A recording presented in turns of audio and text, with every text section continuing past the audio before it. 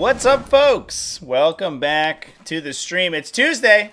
We're getting tactical today, and it's an exciting one because it's Space Marine edition. We're doing Space Marine stuff today because the new Space Marine Codex is out. This is the first weekend upon which it was widely legal, and so we have a lot of Space Marine lists to look at today, which is super exciting. Thanks everyone for coming and hanging out. Hope everyone had a good weekend, and we'll just dive into some Space Marine stuff.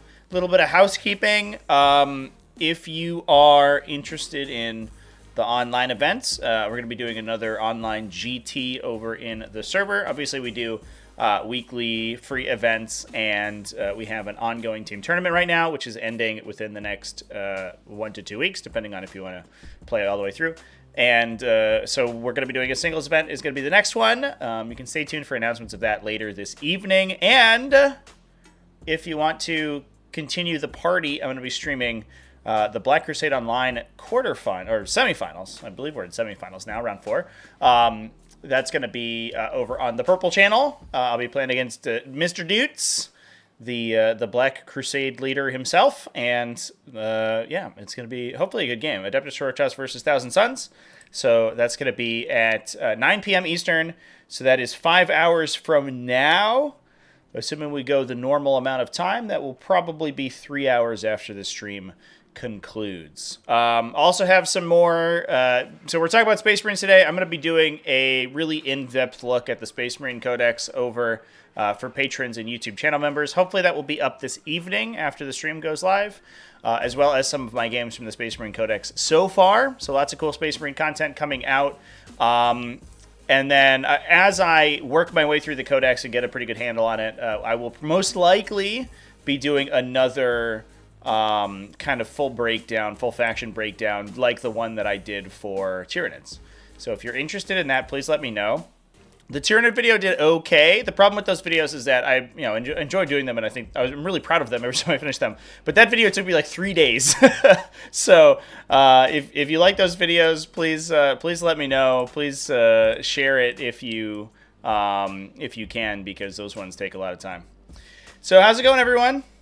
Welcome to the chat. Love and Line just beat Knights using lots of lone ops with incursors. Phobos Librarian giving +1 to hit and rerolls with Oath. Yeah, love the Phobos Librarian. I mean, the Phobos Librarian is just a Chad. That unit's like so good. I think the lone operative style stuff is really sweet. Even without scout snipers in the list, you can still play a good kind of lone operative focused build. You give Cave and Shrike in there if you're playing Raven Guard, to give a combat unit lone operative. And I mean, that archetype was already doing okay in Gladius Task Force. Obviously, without the wound rerolls, it's a little bit awkward, but you do have some other tools, especially if you play Vanguard Onslaught or Vanguard, whatever, Strike Force? Vanguard Strike Force? We have 2 Vanguards. The first 2 codexes to come out both got a Vanguard detachment, so now I have to keep them straight, which is going to be awkward. Since Twitch allows simulcasting while I stream on both Twitch and YouTube eventually, I mean, I have done that in the past. Like, on the DL. Like, Twitch doesn't care what I do. The problem is that people... When I stream Tabletop Simulator content on YouTube, I get so much hate that it's insane. So I've stopped streaming on YouTube for my Tabletop Simulator content. So I tend to stream a lot. I think it kind of like dilutes the normal streams that I do over here on YouTube. I thought about streaming on TacticalTortoise TV. I just didn't think it would have the traction. And I like the Twitch interface a lot anyway. Twitch, you get a lot of interesting stuff that people can do in the audience for Twitch. You can do like bets. You can do voice stuff. You can like unlock roles. There's like a level up system. It's like fun and cool. Twitch is, I think, a better streaming platform than YouTube is, just in general. So that. After I finish the Space Marine stuff, can I do Custodes? Yeah, so I have to think about doing index factions, because I think right now the idea is that I'm going through new codexes that release. I don't know if I want to dive into indexes, maybe for stuff that I'm playing like on a personal level, because I have more experience with that. But I haven't decided yet. So I might do Custodes. That's the answer. That's the answer to the question. We'll see how the videos do, basically. That's how it goes. Easily turn off YouTube live chat. Well, you don't want to turn it off. I guess so. Like, if I'm simul streaming to YouTube and Twitch, but I've turned off the chat on YouTube, why not just stream on Twitch at that point? What's the purpose?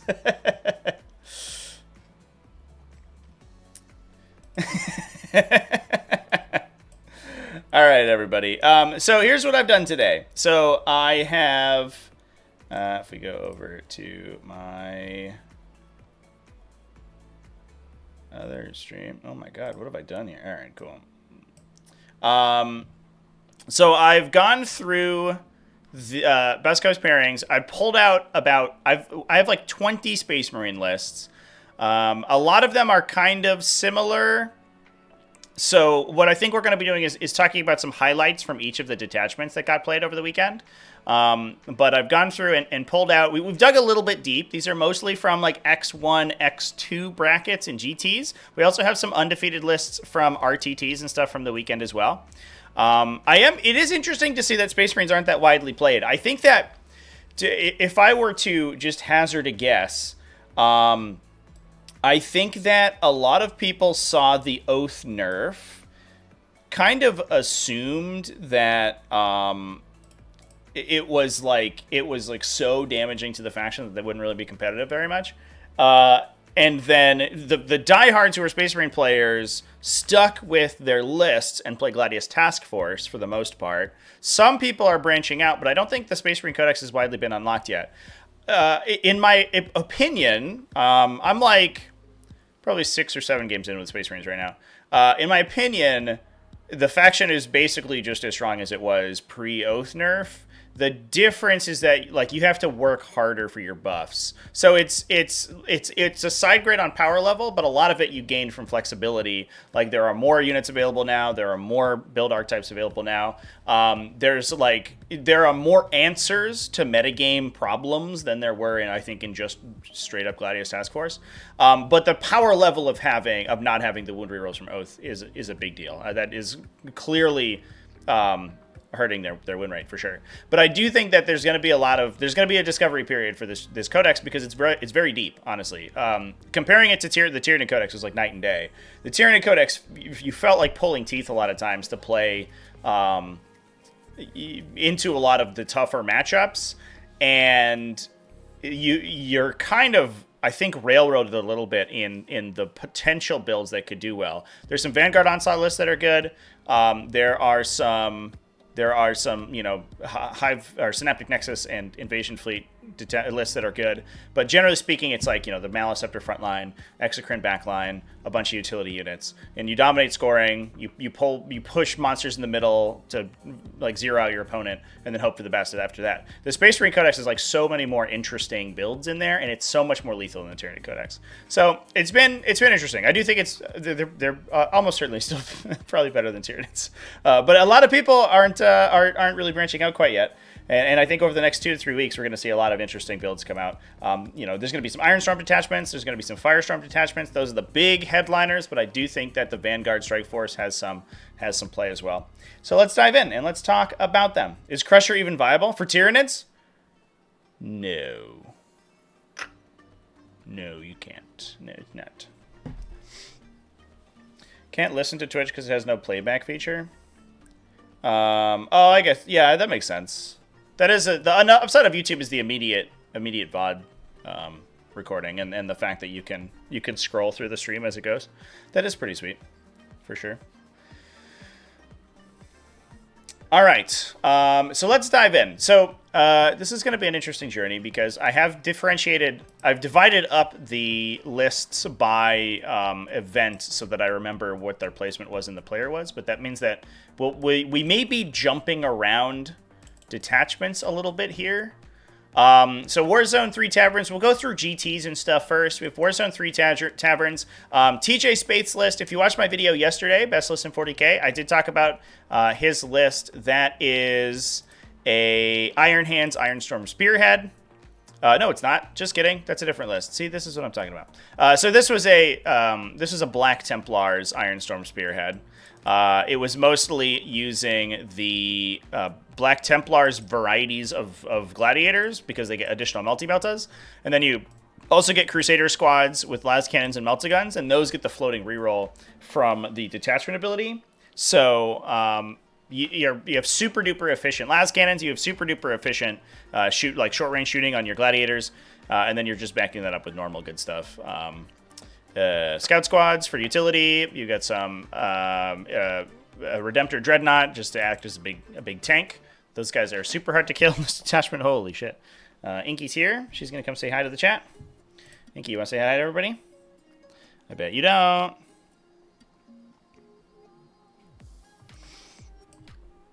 Oh, here she is. Oh, no. She wants to sit down. She's like claws out right now. Here. Oh, come say hi to chat. No, you shy? Okay. Shy cat today. Doesn't want the attention.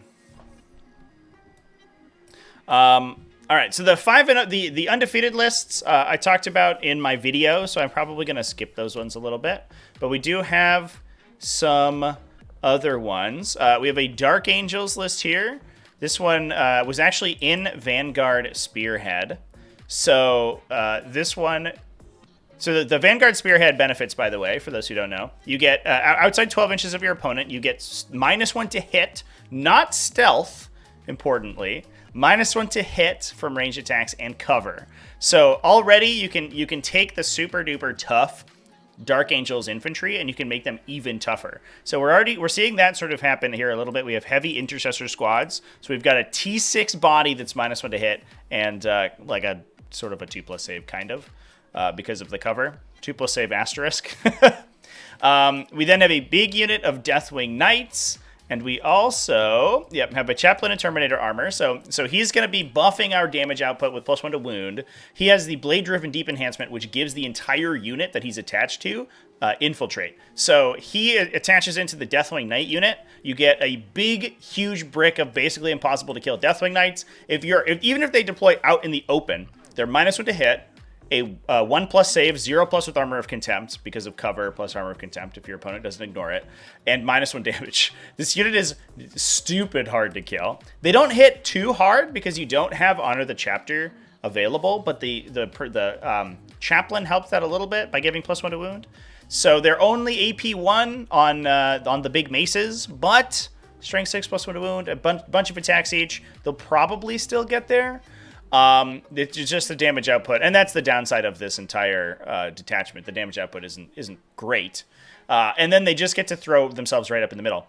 Now, the detachment also has a stratagem to go back into reserve for 1 infantry unit at the end of your opponent's turn. So if your opponent refuse flanks them, if your opponent screens them out, if your opponent prevents them from interacting, you can, for 1 CP, just put them back into reserve. They go into strategic reserve. But units with Deep Strike in Strategic Reserve redeploy using Deep Strike. So the Knights can then pop back up into the teleporter and then jump back down somewhere else. So these big, huge Terminator Knight squads are actually super duper strong in the Phobos Sneaky Detachment, which kind of doesn't make sense, but it is what it is. I think we're also going to be using that stratagem for the Hellblaster squad here. We have Azrael in the unit. He gives, I believe, if I remember correctly, let's see if I have his data sheet to pull up here. He gives, I believe, Sustained 1 and a 4+ invulnerable save. So he can protect the unit a little bit. That is a little superfluous. Because a lot of times you're going to be saving on 4s against small arms anyway. You're kind of only on 5s against high EP stuff, especially if you're not in cover or not using Armor of Contempt. But it is a nice benefit to have anyway. I don't know. Oh, I do have the Dark Angels data sheets here. Here we go. That's real. I apologize if things are moving a little slow here. I'm actually trying to export a video right now. So my computer's a little bit taxed currently. So you get Sustained Hits 1, which is nice for the Hellblaster unit. Plus you get a 4+ invulnerable save thanks to the helmet. You can also burn your Watcher in the dark to get saves against mortals, which is kind of whatever. And then, so Repulsor Executioner, 2 Storm Speeder Hammer Strikes. Those, I don't believe they get the benefit of the detachment ability. I believe it's only infantry. but I can double check. But having the hammer strikes will punch through cover, I believe. So, ooh, it's slow today. Ooh, oh boy. So you can use that to kind of support the Hellblaster unit.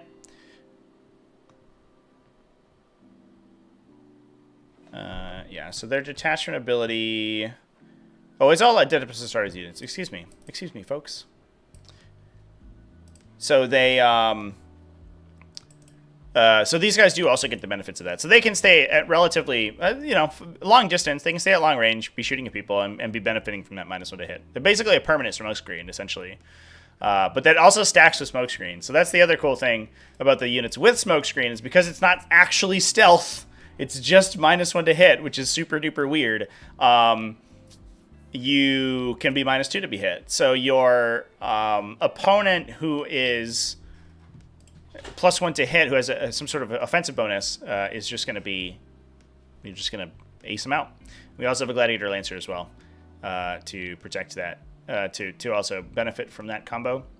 1 Lieutenant, so he's also going to be giving sustain, or lethal, excuse me, to the Hellblaster squad, because he can attach alongside Azrael. And then a combi weapon Lieutenant for some wound rerolls. He has Shadow War Veteran, which is a Vect, CP tax effects once per game. So super cool. We have a lot of interesting synergies. Again, not a lot of damage bonuses in this detachment, but if we can get around that by using the Storm Speeder buffs and by using the Chaplain on the Deathwing Knights, we can hopefully get some damage out of it. But it's super maneuverable. It's tough to pin down. You even have a reactive move, D6 in response to a charge. So the Deathwing Knights can even be difficult to pin down for your opponent. Because you can, you can hit something, kill it, they can come into charge, you run away in response to the charge, and then pop back into Deep Strike and come back somewhere else. They're just all over the place. You can't catch them. Played a game against Salad with Deathwing Knights in the middle of the board. One Ballistus, Redemptor, Repulsor, Executioner, and a Gladiator Reaper killed 5. Charged the Crusader squad to bring them down, and 3 left, and they picked up the whole Crusader squad. Oh my god. What the heck? If it's only a 10-man, I understand that. If it's the 20, must not have had much surface area there. Because that unit should kill everybody. Alright, so at the same event, we also had some Ironstorm Spearhead, some classic Ironstorm Spearhead. Now, I believe both of these lists, this is Travis Springeman with the Dark Angels. The other list, I believe, is also 3 and 2. Or I should say 4 and 2, excuse me, because this is a 6-round event. Yeah, this one is 3 and 3, in fact. So this one only went a 50%er.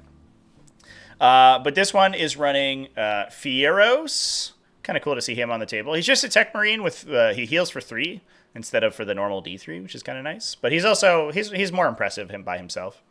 And then we're bringing the full triumvirate of offensive buffs on these guys. The Combi Weapon Lieutenant has Master of Machine War, so he has advance or fall back and shoot with vehicles, which is rad. We then have a Target Augury Web, which is, that's a 6-inch aura, I should say, mentioned as well. Target Augury Web is a 6-inch aura of lethal hits, and then Adept of the Omnissiah is once per battle round, I believe. It's you can blank a failed saving throw for a vehicle within 6 inches. So this is really where the power, I think, of Ironstorm Spearhead comes out. Obviously, like the floating reroll for Ironstorm is really good. But the other benefit that you get from it are the incredible enhancements. The downside is that the enhancements are wildly expensive. This list, I believe, pays 80 points. Yeah, this is 25. This is 30. This is 15, I want to say. So it would be 70 points if my math is right there. For enhancements alone. So you're basically like an entire other utility unit that you could be getting in exchange for those enhancements. But the combination of them, they make your vehicles faster, they make your vehicles hit harder, and they make your vehicles harder to kill themselves. So you have every single benefit that you could possibly wish for out of that trio right there. Now, one thing I want to point out about the Ironstorm Spearhead, and I'll just pull it up real quick here to show people. But we've had discussions on the stream previously about these floating reroll effects and whether or not they work every time a unit shoots. So things like Overwatch, for example, if you had other out of phase shooting, so like Overwatch, because the unit wasn't selected to shoot, it was questionable, because that only happens in the shooting phase. It was questionable whether or not the those abilities procced. This has a new templating, which I really, really love. It's just once per phase for each unit in your army. You can reroll a hit roll, reroll a damage roll. Done. So instead of like locking it to these weird like phase locked timings that then could turn on in other times, they just said it's fine. If you attack in the movement phase, you get a reroll. If you attack in the shooting phase, you get a reroll. If you attack in the fight phase, you get a reroll. If you attack in command phase somehow, you get a reroll. It's just super clear, and I really like it. I hope to see more templating like that in the future. And honestly, I kind of hope that they go back to other things like Unparalleled Foresight and update them to that templating. And when an Eldari Codex comes out, I'm sure they will. Hopefully they'll do it in an index update, but we'll see if they do that in a while. All right, so we're looking at the vehicles now. We have one Intercessor Squad for OBSEC. This is going to be probably a low model count kind of army, so having OBSEC is pretty solid. We then have one Ballistus Dreadnought, one Eradicator Squad. Ooh, big 6-man over here. The benefit of the big Eradicator Squads in this list is that you can use Mercy as weakness on a damaged unit, and you get Sustain 1. If you are a vehicle, however, you get critical 5s. So that's why we're running double Gladiator Reapers. These guys on shooting at infantry, they get Sustain 2 instead of Sustain 1. And then your critical 5 if you use Mercy as weakness. You can only use it on one of them. We don't have Yellowman in the list. That's one reason to play, potentially, Ultramarines in this attachment, so you get the free strat on vehicles, but we're just doing it normally this time around. But that means these guys with the top gun, the twin heavy onslaught Gatling cannon, they're shooting 12 times base. If it's the oath target re-rolling, so they reroll everything that's not a 5, they should get 4 5s in the first roll, reroll 8 more dice, get probably 3, and then those sustain 2. So those 7 5-ups generate 7 additional hits, and if you're in range, because they're critical hits of the target augury web, then they're also lethal. So you get 7 sustained hits, or 14 sustained hits, 7 lethal hits, and then you have probably 2 or 3 additional just normal wounds. All of those sustains you can then roll and then re-roll because they're twin-linked weapons to try to get devastating damage, and then all of the lethal hits just go through and blink your opponent. So it's just like insane damage against the infantry specifically. You can also get the sustained 1 on them, which is pretty good just for a high volume of fire, but it's not quite as strong if you're not shooting at infantry with them. We then have one Land Raider Redeemer. That's the carrier the Eradicators around in. A Redemptor Dreadnought. One Scout Squad for utility, a Calidus Assassin for the same reason, and 2 Stormspeeder Thunderstrikes for +1 to wound against vehicles. Thunderstrikes, it's interesting to see the Stormspeeders in a lot more Space Marine lists now, because you don't have the wound rerolls from Oaths of Moment anymore. So being able to apply additional damage by debuffing your opponent with the Stormspeeder buffs is huge. And I think a lot of lists are rocking at least one Stormspeeder now just for that ability. They're also kind of idiosyncratically, they got a little bit buffed by the hull measurement changes. They now hull measure, which means they're much better at screening than they were before. Their surface area, because they were on a base, they were on an 80 mil base, I think, or maybe 100. But the unit, the model itself, because it was on a big flight stand, actually overhung the base quite a bit. And so now it just has these fins and things it can use to actually screen Deep Strikers, which actually makes it way better at doing that. Very, very kind of a weird model composition. All right. What do we got going on next over here? So we can push to the Toronto Fall Open. We had some interesting results this time around. We had a 4-2 Space Wolves, as well as a 4-2 Raven Guard, like actual honest-to-God Raven Guard, running in an Iron Storm, which, I mean, is kind of Raven Guard-y, a little bit, I guess, maybe not. Like the double Thunder Strike, since one can buff the second one. Yeah, that is pretty good. I also think, I guess it's +1 to wound if you're running 2 Thunder Strikes, so the benefits don't really stack. But I think if you're running multiple Hail Strikes, I think that they actually stack on top of each other, right? Because they will both grant +1 AP, which is pretty sweet. AP, because AP is not, to my knowledge, is not, there's not a modifier cap on it like there is with wound rolls. All right, so we're talking about Space Wolves today.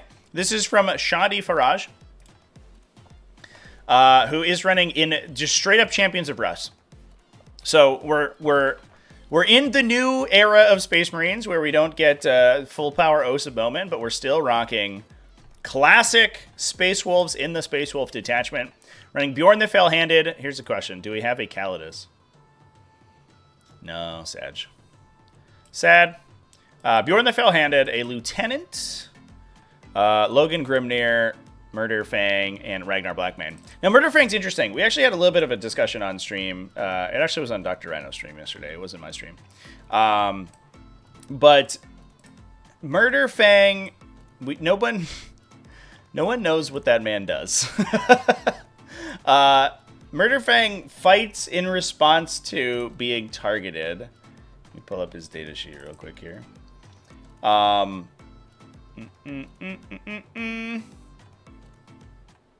It is this one. That's Azrael. There you go. Yeah, so Murder Fang fights in response to being targeted as if it were the shooting or fight phase. The issue is that fight phase, the core rules, and I'll just fact check myself here.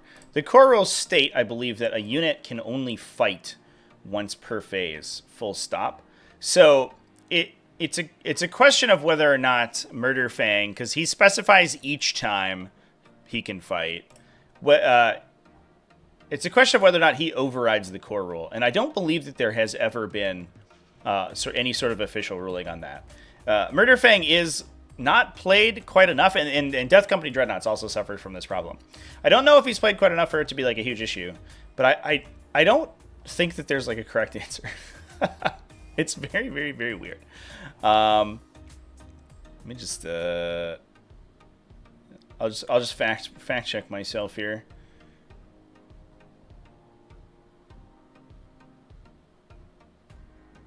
Yeah, it says no unit can fight more than once in the fight phase. But Murder Fang specifies, like he implies that you get to do it multiple times. And generally speaking, a more specific rule will override a more a less specific rule in 40k. There isn't any sort of like datasheet override of core rule abilities, or core rule effects, which is a little bit awkward. So it's highly unclear whether or not he's able to fight multiple times. If he is, he's incredible, because what you can do is have him charge into an enemy. He has only got 8 attacks. I mean, his attacks are great. Like strength 14, AP 2, 3 damage, twin linked. But you probably won't one-shot most enemy units unless they're like a 5-man squad. And even then, he probably doesn't one-shot. But that means if he then consolidates to re-engage them, and they punch him, because you're required to attack if you are in engagement range, then he just gets to swing again and kill you. So he basically then has 16 attacks automatically. And that gets even worse if he engages multiple enemy units. So if he's able to get into 2 or 3 units, you know, he punches one, they punch him. He punches the second one, they punch him. He punches the third one, they punch him. He punches the first one and kills it, which is absolutely nuts. Now, he is a relatively slow dreadnought, so getting him into combat is already tough. But it's a bit of an open question. I think maybe they might have ruled that he can do that if he is in this list. So the weirdness of reactive fights, I guess, in 40k right now. So we have Ragnar Blackmane, who's an absolute Chad. He gets sustain and like 10 attacks, I believe, on the charge with his big cool sword. 2 units of Grey Hunters, 2 Razorbacks, I wonder if the Grey Hunters are going in there. It sure looks like they are. We do have a Stormfang gunship. Very cool. Alongside a Blade Guard veteran squad. That's usually what you attach Ragnar Blackmane into, because they can choose their fighting stance to get reroll ones to hit. So Ragnar is then, even against not the Oath of Moment target, hitting on 2s, rerolling 1s with sustain. So he usually gets about 120% of his original attacks in hits, thanks to sustained hits. Fenrisian Wolves for some utility, a Land Raider, the Stormfang gunship. Now the Stormfang gunship is, I believe, the transport. There's a transport with a capacity of 6. The Storm Wolf is a capacity of 16, and gives you advance or disembark and advance and charge, I think. But this one freezes people. I don't know if we're putting anybody in the gunship, because it looks like we have to be assigning people into the Razorbacks and the Land Raider, most likely. The Land Raider, I think, is probably where Ragnar Blackmane's going to end up, and then we can put the Grey Hunters into the Razorbacks to give them fire support. So you're firing a Melt-A-Gun and a Plasma Gun, plus all the bolters with wound rerolls out of the Razorback, so it's actually some serious damage, especially against the Oath target from that, because the Razorback itself has a twin-linked weapon, so it's already rerolling its wound rolls, so it's basically getting full rerolls against its target. We could... and then we just have some Terminators. Oh, I guess the Terminators can go into the Land Raider, but I don't think then we could fit the Blade Guard Veteran with Ragnar into the Stormwolf. So maybe the Stormwolf is just by himself, or the Stormfang, excuse me. And then you need the Wolf Scouts for some utility. They're still 85 points. That is wildly too expensive. Get you a regular scout. 85 is too much for a scout unit. That's crazy. But it's nice to see the chapter specific detachments getting some work done. Not necessarily any of the new special ones, because I do know that the Space Wolves, they love Stormlance, thanks to all the Thunderwolf stuff. They love, I think, Firestorm is pretty good for them. The Space Wolves, and then, I think Stormlance is the standout, but they can also play the other detachments out of the Codex pretty well. Yeah, that was 6 Blade Guard. We can double check. I'm pretty sure that was 6 Blade Guard. Yeah, it's 5 and a Sergeant. So, and the Fang still double counts Terminators, right? Yeah. So it can only take 3. It has a transport capacity of 6, and Centurions take up 3, but you can't take a 2-man Centurion squad. I guess that's for like mid-game when the Centurions are have lost a couple models. That's so weird. Just say you can't transport Centurions. Very strange. All right, the other list that we have to talk about today. We already talked about the... we have to talk about the Iron Storm. Yep. So we called it Iron Ravens. I appreciate that, because we're in an Iron Storm Raven Guard list with Mr. Caven Shrike, the Great Man himself. So he grants Lone Operative to himself. He has it himself, and he grants it to his unit if he joins them, is his special ability. So you can't target him outside 12 inches. You then have a target Augury Web Tech Marine plus an Adept of the Omnissiah Tech Marines, the Lethal Hit Enhancement, and the 0 Damage Enhancement. We have one Ballistus Dreadnought, one Brutalis Dreadnought, interesting, a Gladiator Lancer, one Infiltrator Squad, 2 Invictor Tactical Warsuits. Now, I've been seeing a lot of Invictor Tactical Warsuits in the Ironstorm detachment. I think maybe just because it gives you all of your Ironstorm synergies active, but then it also gives you a forward operator. They're a little expensive. They don't really do too much damage, so it would be interesting to see if those continue on. Being able to benefit from all these enhancements and all of the benefits that the detachment gives you, while also being an infiltrator, is kind of huge. 2 Repulsor Executioners. So I think these are going to be pretty important in the mirror match. A lot of times people are going to be running frontline of Redemptor Dreadnoughts. So having low damage attacks is really bad. Repulsor Executioners are pretty strong. The reason that this detachment is so strong, though, is that because that Adept of the Omnissiah, if you have a -1 damage effect, and you can basically blank out a lot of 2 damage, like incoming 2 damage effects. So Tau Empire, they're just mass 2 damage. A lot of armies that are like mass 2, mass 3 damage is going to bounce off of a high save, damage reducing target like a Redemptor. So you want to be taking the low volume, high impact weapons, and Adept of the Omnissiah basically just invalidates those, because the Repulsor Executioners, you'll probably, out of 4 shots, like you'll get 3 through, 1 saves. You blank 1 hit actually goes through to wounds on a Redemptor Dreadnought between the 2 Executioners, and then if you don't kill it, they can repair. Now, there's a lot of other guns in the Executioners, so it's not like they're once their Laser Destroyer doesn't convert, they're kind of out of luck, but it isn't a perfect answer to enemy Redemptor Dreadnoughts. I think if you're having trouble with the Redemptor Dreadnoughts, trying to push Devastating Wounds is probably the best way to go, in my opinion. The Space Marine Codex, by the way, has a lot of those, so you can actually plink down enemy Iron Storms pretty well, in my experience. We have 2 Stormspeeder Thunder Strikes for the +1 to wound against enemy monsters and vehicles, and a Vanguard Veteran unit with jump packs, a little bit of a counter punch here. That's where Cave and Strike's going to end up. So you have a pretty decent unit. Those guys are 4 attacks each. They get lethals on the charge, I believe, and then Caven himself is actually super sick in melee. He has like 7 2-damage precision attacks, I believe. If I remember that off the top of my head, we can take a quick peek at him. Shrike is one of those characters. He's a faction-defining character because he's so strong. The downside is that you lose all of the other synergies of other characters in other chapters. So if he was in Salamanders, or if he was in Ultramarines, potentially even if he was in Imperial Fists, you would probably see him a lot. But the problem is that he is the only benefit you get from playing Raven Guard, and I don't think one character who's really good is quite enough. But yeah, he has 7 2-damage twin-linked precision melee attacks. So this dude will kill like any character that he gets to grips with, unless they are have a ton of wounds or a super good armor save or something. He gives his entire unit lone operative. He himself is a lone operative, so even when the unit dies, it's not losing his leadership ability doesn't do that much. So he still acts independently pretty well. He can deep strike by himself, so he's one of those characters that you could almost just play alone. You don't even need a unit with him, and he's not that expensive. He's 100 points for what is like a fairly lethal melee threat who's really fast, hard to pin down. And then can uppy downy his unit, can jump in your opponent's end of your opponent's turn up into reserve and then pump back in.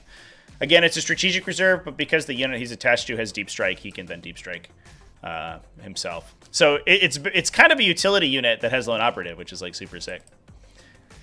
I love Cave and Strike, chat. I think he's super cool. It's just that you lose all the other characters out of the other chapters, which is super sad. So those are lists from the Toronto Open. We can move on to SoCal Open.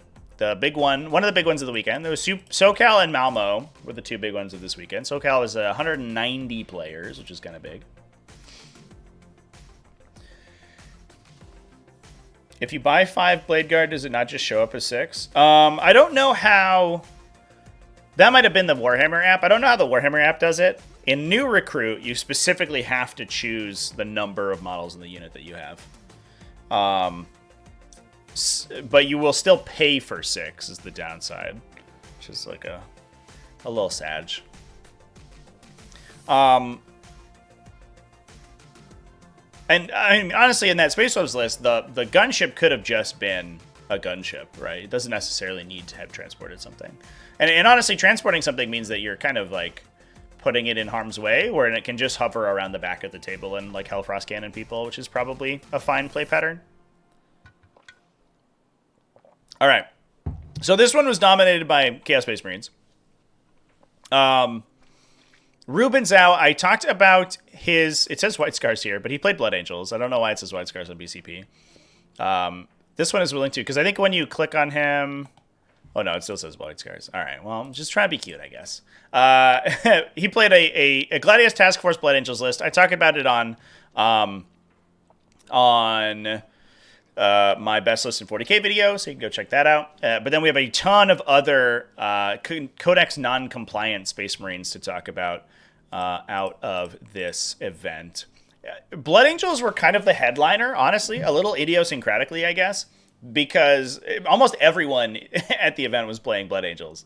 We do have a Dark Angels here from Alex Spithopoulos, playing Unforgiven Task Force. So just straight up Unforgiven. We saw Champions of Russ. We're seeing Unforgiven. There's some Righteous Crusaders as well going on right now. So not even with the benefits of the new codex, we're already seeing the old chapter non-compliant detachments see some play. This one's running a Terminator Ancient with the Pennant, a Combi Weapon Lieutenant with Shroud of Heroes and Azrael, big Deathwing Command Squad, big Hellblaster Squad for Azrael, one Inceptor Squad with Plasma because it's thematic and appropriate, one Dark Shroud, 3 Repulsor Executioners, hot damn. Those probably, I imagine, just hang out with the Dark Shroud, right? So they're getting stealth. Let's just pull up the Dark Shroud real quick here. I don't think that he has it has a restriction on who gets its stealth aura. Yeah, any Adeptus Astartes unit within 6 inches gets stealth and benefit of cover. So they have like a permanent smoke screen applied to them. That's pretty good for winning the gun battle with other repulsors. And then just taking a quick peek at what we have unlocked here for the Unforgiven. This is your Battle Shocked sets your objective control to 1 instead of 0, which is kind of nice. You can then, if you have Ancients in the unit, which we do in the Deathwing Command Squad, I believe that then puts them back up to OC2. So I don't believe their OC changes if they fail Battle Shock with a Deathwing Command Squad. We have Fall Back and Operate Normally. We have Assault Heavy and Ignore Cover for weapons. That's pretty good, especially on the Hellblasters. A 1 CP Ignore Cover is pretty solid. Lethal Hits for 1 CP. And you get critical 5s if anyone is Battle Shocked. Wow, that's pretty good. So we can potentially sort of fully Bolter Discipline combo the Hellblaster Squad. You can shoot your Oath target. If anyone's Battle Shocked, including like one of your tanks or something, you get critical 5s, lethal sustain from Azrael, and then Ignore Cover. Pretty good. And then they have a reactive shot and -1 damage from a charge. So basically the same as the First Company Task Force. The First Company, detachment.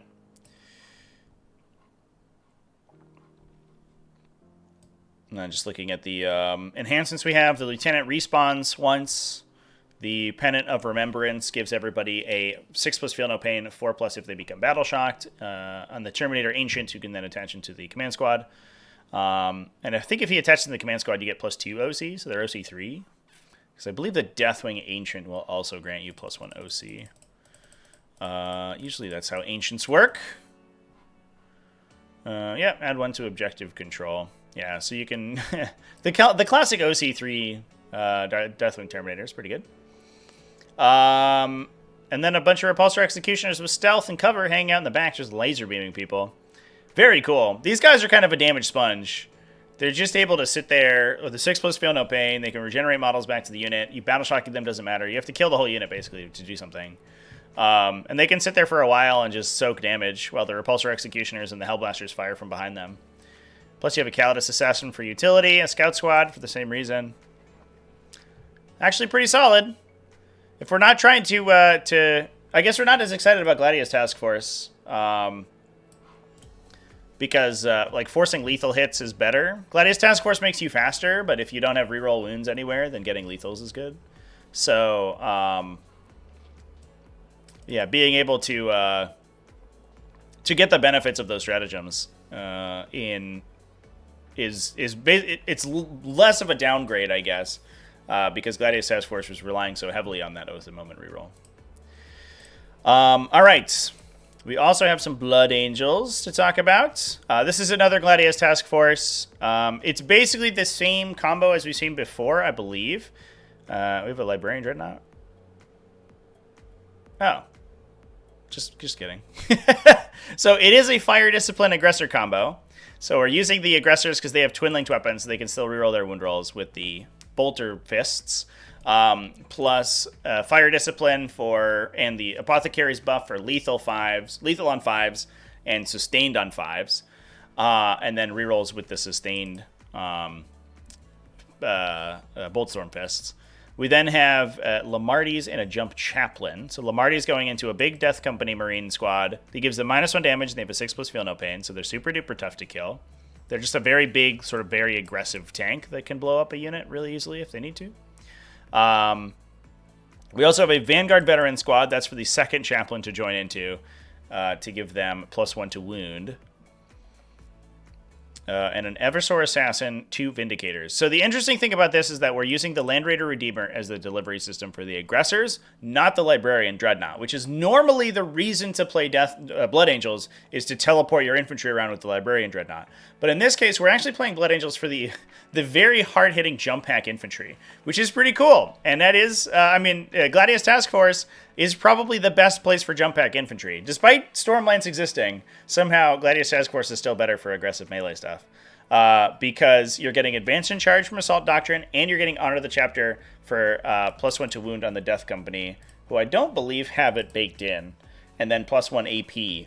And that +1 AP is key, because not a lot of other detachments have that. There's a lot of Lance stratagems elsewhere, but they don't grant the +1 AP in Assault Doctrine like the Honor of the Chapter does. So your AP2, like Thunderhammers, go to AP3, and suddenly they very reliably start getting through 3+ or 2+ saves. Just look at Lamarty's here real quick. Yeah, so you get -1 to hit, and you get lethals when he's leading the unit. Or -1 to be damaged, excuse me. -1 damage against you. But he's not like unlike the normal Chaplain, he doesn't give you +1 to wound. So you can unlock that from Honor of the Chapter, which is why we're playing them in Gladius. Good stuff. Now we also saw some other Blood Angels in here as well. Benjamin Britt. This one was an Ironstorm Spearhead. So we have, again, the triumvirate of enhancements. So Advance in Charge, lethal hits, 0 a damage roll. This one, we're taking Blood Angels for the Ball Predators. Kind of cool that the extra detachments have kind of unlocked these other Blood Angels units. Blood Angels seeing play with a wide variety, more so than just seeing play because Death Company are kind of okay and Librarian Dreadnoughts are good.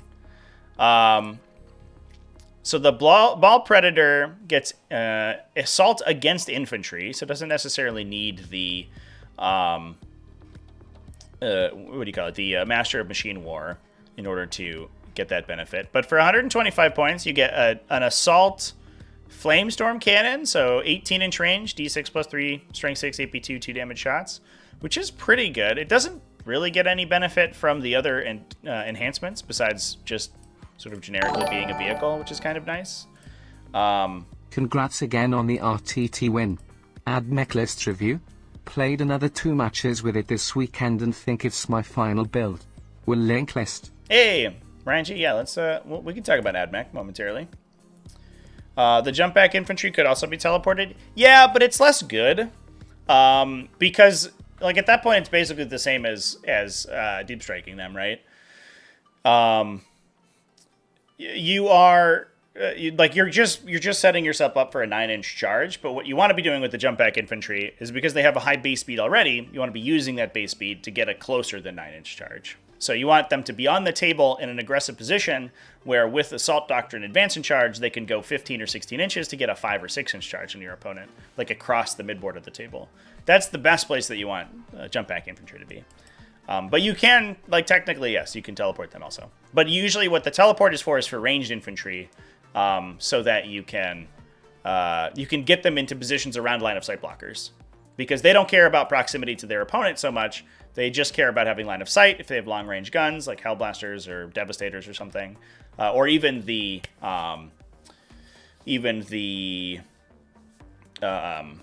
aggressor brick.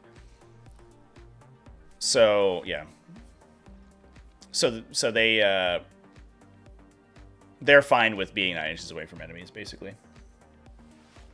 All right, continuing to talk about this one. So we do have Death Company Dreadnoughts. That's extremely spicy. But then we also have, well, we're just all in on vehicles here today. 2 Gladiator Reapers for the reason that we talked about earlier. 1 Lancer for some long-range shooting. And 2 Predator Annihilators and a Whirlwind. I like the Whirlwinds, actually. Lethal hits on the Whirlwinds is pretty good. And oftentimes what you can do, I played this with Gilliman, actually, is you can shoot 1 Whirlwind, get 1 hit through on the target to turn on Mercy's weakness. And then if you can duplicate the strat and you have 3 Whirlwinds, you can just put it on the other 2 Whirlwinds. And so they're getting 5+ lethal hits on whatever you want with rerolls from Oaths of Moment. And they actually, the low strength of the Whirlwinds actually becomes pretty scary. You do have to get that 1 hit through to do a damage, though, which is a little bit tough sometimes against an enemy vehicle. All right, so yeah, this one is the 3 Death Company Dreadnoughts. These guys have the same rule that Murderfang has. So as a caveat emptor, it's a little questionable whether or not they can trigger it multiple times. But even using it as basically like a free interrupt, like a fight on death or like a fight on being targeted but not dead, I guess.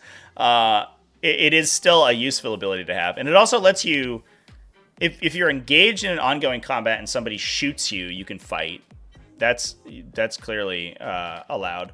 And if somebody shoots you, you can shoot back as well. Which is all right. Like, they have a melting gun and a flamer, which is okay. So this one we're running. What weapon are we taking here? Furioso Fists. Oh gosh. So they are. All their weapons are twin linked, so just like Murderfang. Strength 12, AP 3 damage. So it's higher strength than AP. Or it's a higher strength than or a higher AP than Murderfang, but lower strength and lower attack volume. So they're not as good at fighting as he is, but you get more of them because they're non-characters, and they have a 6+ feel no pain as well. I don't remember if Murderfang has a feel no pain. I bet he does. And then you can also give them a charge buff against enemy monsters and vehicles. That's very cute. I think you take that most of the time. Yeah. So on Assault Doctrine, these Death Company Dreadnoughts can just come in and swarm whatever's trying to get in and muck up with the Reapers and the Lancers. You can sort of lead with the gunboats, and then if your opponent responds with melee, you can just kill everybody with the Death Company Dreadnoughts. That's pretty good. That's a good reason to play Blood Angels. You get a lot of interesting, unique Blood Angels lists, or units, I should say. All right. Here is the. We'll just go to a paste bin here for Adeptus Mechanicus. Talk about some AdMech.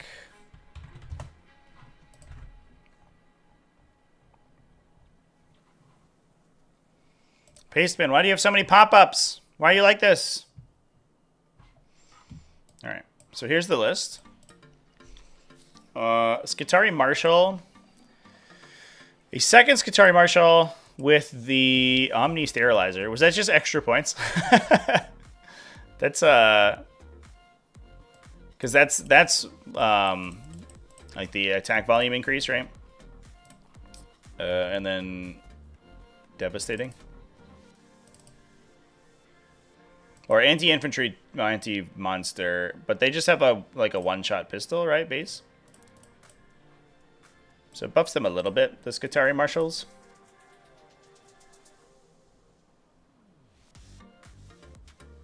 I'm trying to find the datasheet.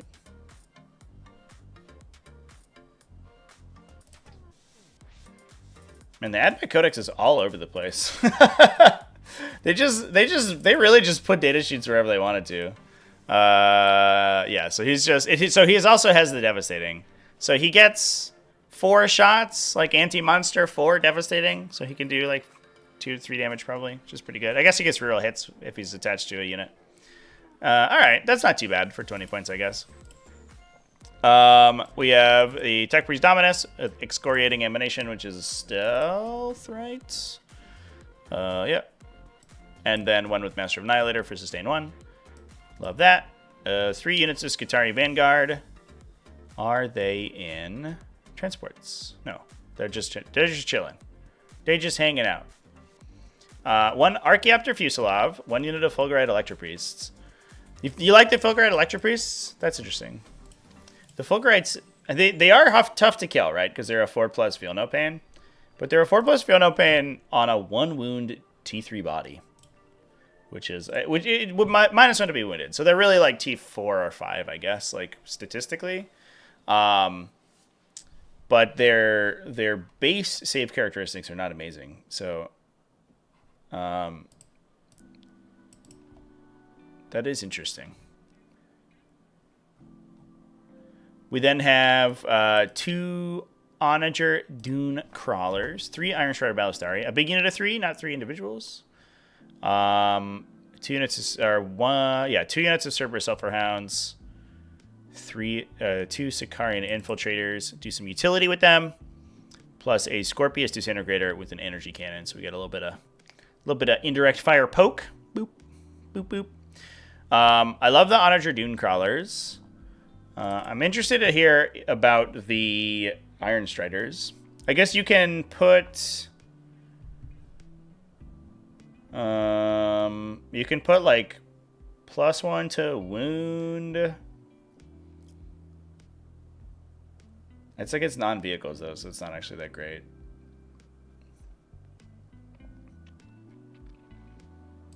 You can put the 4+ invulnerable save on them, I guess. That's pretty good. Because they're Skitari.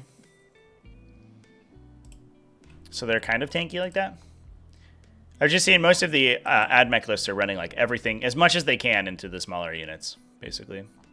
Only one Cataphront Breacher team. Probably for the Master Annihilator Tech Priest, I imagine. I like the Sulphur Hounds for utility.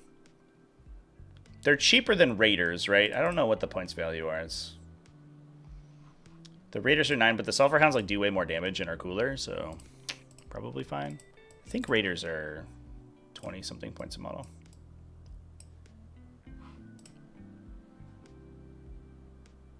Plus the 1 Disintegrator, yeah. Seems pretty good.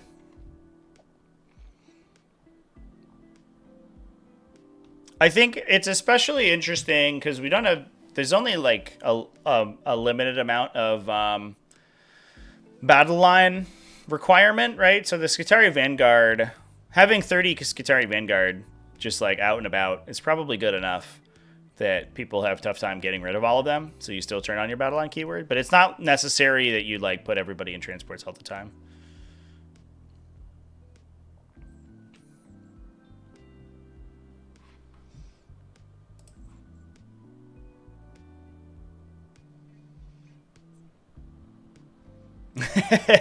Yeah, the Omni Sterilizer was the the extra points. Yeah, I mean it's not too bad. Anything with devastating wounds on it that you can put an anti whatever effect on is like pretty okay, right?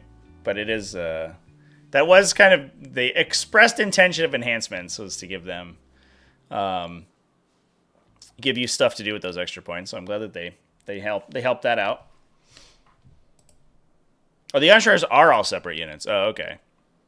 I gotcha. So it should be 3x1, not 1x3.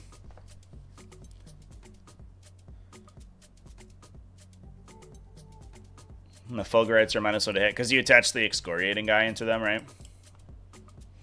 I can see that being annoying, I guess.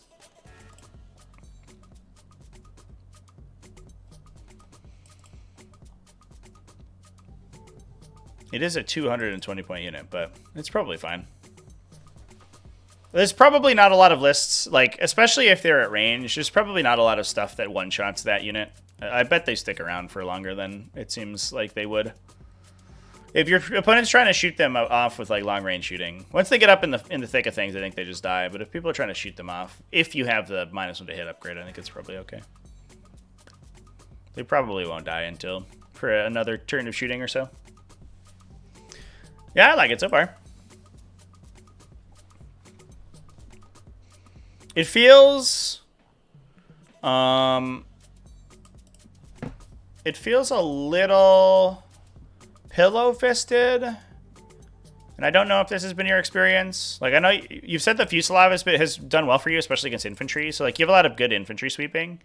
But you just have the onagers, which are running Eradication, which is just the casino gun, right? It's just, like, sustain D3s on a 4. Or, like, it's 4 plus the hit, sustain D3, right?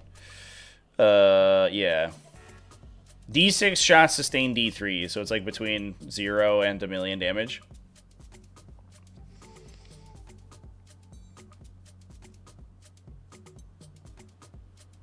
I know I've played against these, and they're like so weird. It's such a weird gun. Like if you shoot them across a long enough time frame, they make their points back. But like individual, every time you shoot them one time, it's like, did I do anything? I don't know. Maybe I did 2 damage with one, which is always a little bit funky. But they're cheap enough that it's probably not the end of the world. But then you have the laser beams in the back here, which is good. The Scutarii I also like chip in damage, and then the breachers are like a Chad. But I think like once the breachers go down, it feels like your opponent can kind of like do whatever they want.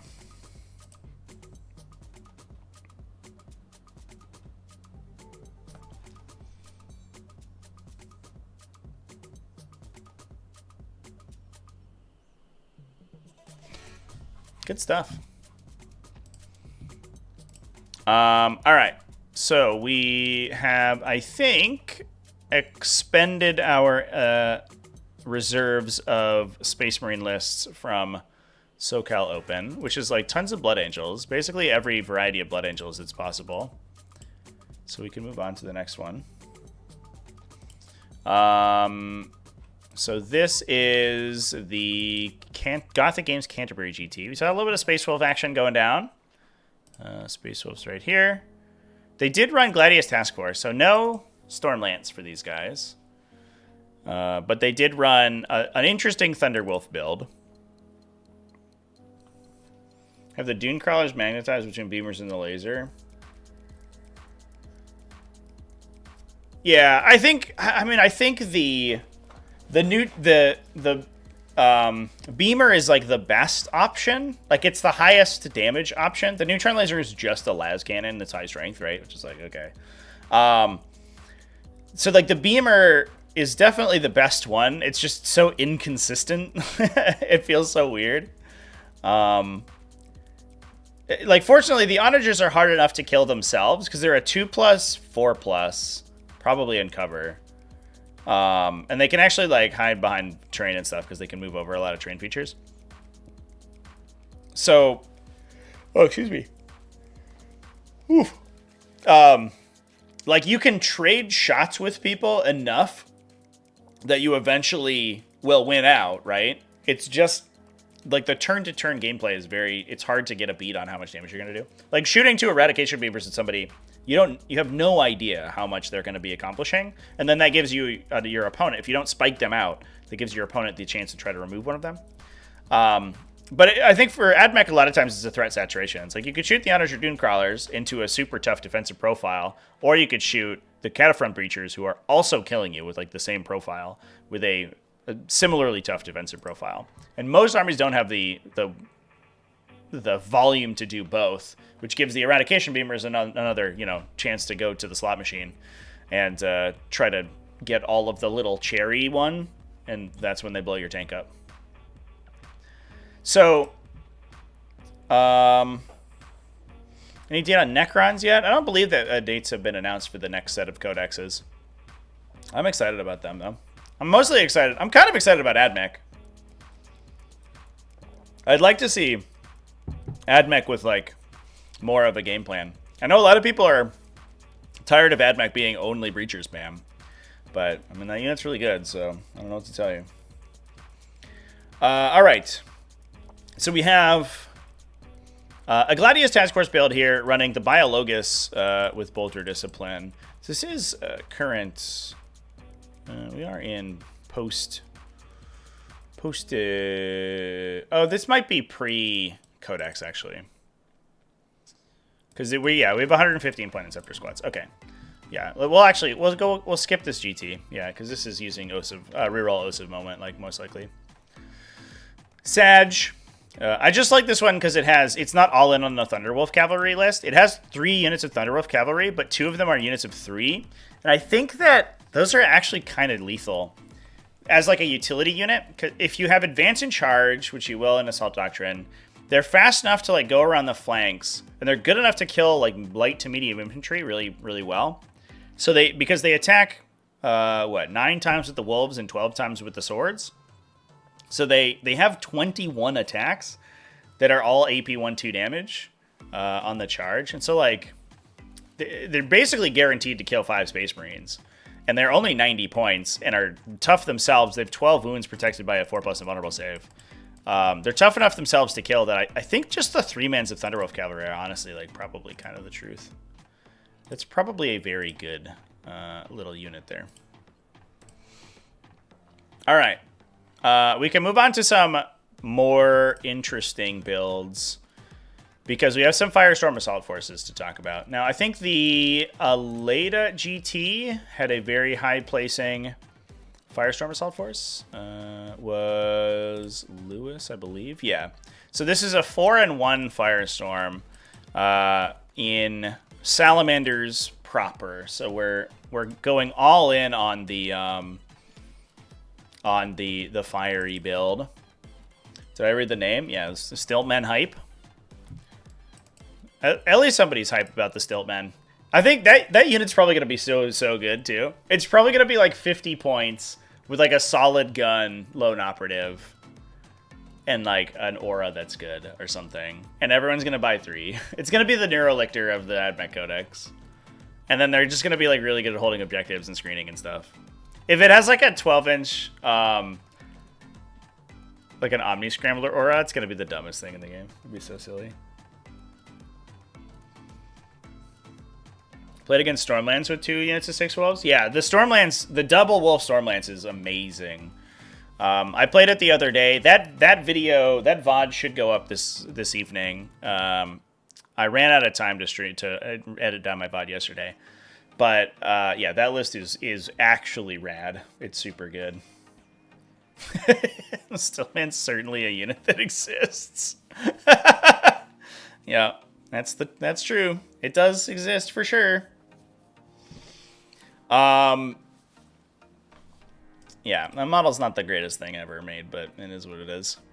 So we're running Adrax today. This dude's nuts, by the way. Adrax, I think you play Salamanders for Vulcan Heston because he's like an enormous force multiplier for your whole army. But Adrax is the icing on the cake. Because he grants his unit full wound rerolls in melee. And then he himself has a strength 10 Thunderhammer. So like his strength 10 AP 3 damage full rerolls is like, whoa! Okay, calm down, my dude. He just blows up tanks by himself. He's probably one of the strongest combat characters in 40k right now, if he's attached into his unit. Especially for points. 85 points for a 3 damage weapon that full rerolls is nuts. That's like really that's some Chaos Lord Profane Zeal energy right there. So we have an Apothecary Biologus with Force in Battle. So this guy, we probably have an Aggressor squad, or an Eradicator squad in here. Yeah, we have a 6-man. So the Apothecary Biologus gives you an auto 6 on a attack roll or saving throw. Specifically a hit roll. You can't do it to auto 6 out your wounds, so you can't trigger devastating and stuff with that. They learned from the the Eldar Index. They were like, we can't give auto 6s to devastating wounds anymore. But the Apothecary Biologus grants lethal hits. So you attach them into an Eradicator squad. They shoot at a vehicle, try to get lethal hits. If they fail, they reroll because they're shooting at a vehicle. Out of that rerolled failure, you can then flip one of those to a 6 after rolling. So you're guaranteed 1 lethal hit through, thanks to the Biologus, into the Eradicators. It's also once per turn, so then your opponent's turns around and goes, oh, you have 6 Eradicators, we should probably kill them. You have an auto-passed save, as long as they're not AP4, in the chamber as well. So Fortune Battle is basically custom-made for this model. The question is whether or not you want to spend 70 points to upgrade your Eradicator squad, and that's always the rub that I run into, but it's really, really good combo. We also have a Gravis Captain for the Aggressor Squad, a Flamestorm Aggressor Squad, a Lieutenant with Combi Weapon for rerolls, plus Vulcan Heston. So Vulcan, for those who don't know, the reason that you take him in this detachment, he grants, in your shooting phase, And interestingly, any time in your shooting phase, so we were kind of diving into this combo on stream over the last couple of days. Pull out my Space Marine Codex again. What have I done with it? Here is Vulcan. So Vulcan Heston, he chooses a unit in your shooting phase and gives you full wound rerolls with Torrent or Melta weapons. So the big thing is Torrent from that, because the detachment also has a 2 CP stratagem to make your Torrent weapons devastating. So you can get Torrent rerolls plus devastating wounds for 2 CP and Vulcan Heston, which is like a nuts amount of damage. So that's why we have the Aggressor Squad. That's for the Captain and Grandma's Armor to jump into. He can give you that stratagem for free because it's a battle tactic. So you can, these guys with the Flamestorm Gauntlets, they're D6 plus 1 shots each. So you're averaging 36 shots, 37 shots. And then those are, you're just going to fish for 6s with Twin Linked because they have 1 on each fist.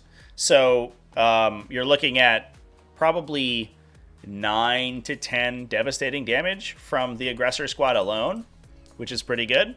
We then have a Blade Guard Veteran Squad. That's for Adrax to jump into because he gives them rerolls. An Eradicator Squad. That's for, again, the Apothecary like we talked about. 2 Inceptor Squads. These guys also get a big benefit from the Firestorm Assault Force because they get +1 strength within 6 inches. So they can hop down 6 inches away because they have Meteoric Descent. And then their Exterminators become strength 9 instead of strength 8. So that's +1 to wound against a lot of vehicles, which is a pretty big break point. An Infernus Squad, which is why we have Vulcan Heston in the list. So the Infernus Squad attacks on average more times than the Aggressors. The Aggressors average, I think, 30... what did I say? It should be 20. I think 27 is the average. They shoot 18, 21, I believe, with the D6 and then +6. So 27 is the average number of attacks. And then from that, you should get like 5 devastating, reroll everything else into like 3 more. So it's like 8 devastating damage. The Infernus Squad, however, shoots 35 times because they're 10 D6 shot weapons. And then Vulcan gives all of them rerolls. So on average, they're doing like 10 devastating damage. And because it's a battle tactic, if you have 2 CP in the chamber, you can do it with both the Aggressor Squad and the Infernus Squad if you shoot the Infernus Squad first and then duplicate the strat with Rites of Battle. So you can be getting like somewhere in the realm of 60 full rerolling flamer shots that all have devastating wounds, which is absolutely insane. This thing burns down like knights and stuff. It's crazy. We have a standard Land Raider for one of the bricks to jump into, plus a Land Raider Redeemer. I think the regular Land Raider is likely for the Infernus Squad. The Redeemer needs a larger transport capacity to put the Apothecary brick into. This one also has Flamestorm cannons, and those are torrent weapons, so they also benefit from Vulcan Heston, and they also get +1 strength within 12 inches. Everything does. So those go to strength 7 full rerolls if Vulcan has targeted its target with his ability. And if you watched my game yesterday, we shot 12 damage into a knight with the Land Raider Redeemer, just the Flamestorm cannons on it. It wounds on 5s with full rerolls at 2d6 plus 6 shots. It's nuts damage. If you get within 12 inches of this army, or within threat range for them to get within 12 inches, you just melt. Your army just dies. Everything's dead. You will not survive. The problem is that it has to get within 12 inches of you. That's the rub. But if it does it, oh boy, are you going to have a bad time. 2 scout squads for some utility. And then that's it. That's the list. Yeah. This list is rad, by the way. I think Gladius Task Force and Ironstorm, I think, are clearly the best attachments in the Codex. Firestorm Assault Force, like, it's a very close second. It's very, very close. And it might even be better than Gladius Task Force. We'll see. I do think it's actually probably not too bad against Ironstorm if you're running against the Dreadnoughts and stuff. If they're being aggressive with the Dreadnoughts and they're relying on the -1 damage and the reduced damage, this is so many auto-hitting devastating wounds that you just melt. Like, you'll kill 2 Redemptor Dreadnoughts in a turn with this easily. Easy. Not even hard. All right. So that list is cool. We'd love to see it on the table. We also have another Iron Hands Ironstorm. I don't know how much we have to say about this one. We're sort of... this one's a little bit spicy, I guess. We have the Flesh is weak on a Gravis Captain, so he has a 4+ feel no pain. And then he already is -1 damage. So he can be super tough to get rid of. A Volkite Shield Lieutenant plus a target Augury Web Tech Marine. So the only one of the vehicle enhancements. We've then got a big Aggressor Squad. That's for the Captain to jump into. 1 Brutalis Dreadnought, 1 Desolation Squad. 2 Redemptor Dreadnoughts, a Reaver Squad. Yeah, so these guys are mostly just there because they're deep striking infantry. They're 85 points. They're cheaper than Inceptors, and they're more wounds, I guess. Larger model count, and they can deep strike. That's usually why you take them. And then 1 Repulsor, 2 Stormshooter Thunderstrikes. So the Repulsor is to carry around the Assault Intercessor Squad. That's probably where the Lieutenant goes into to give them lethals. So you can get a little bit of damage through with like the low strength chainsword attacks. You can potentially lethal somebody out. And then maybe Mercy is weakness them too. I believe you can use that in melee. So we can just fish for 6s and get lethals and sustains. Yeah, shooting or fight phase. Nice. Seems good. So that's all right. That's a little bit spicier than just playing the normal like repulsors and repulsor executioners and hoping for the best. So nice to see it do fairly well. I think that one was 3-2. Yeah, 3-2. Yep. Pablo Salgado.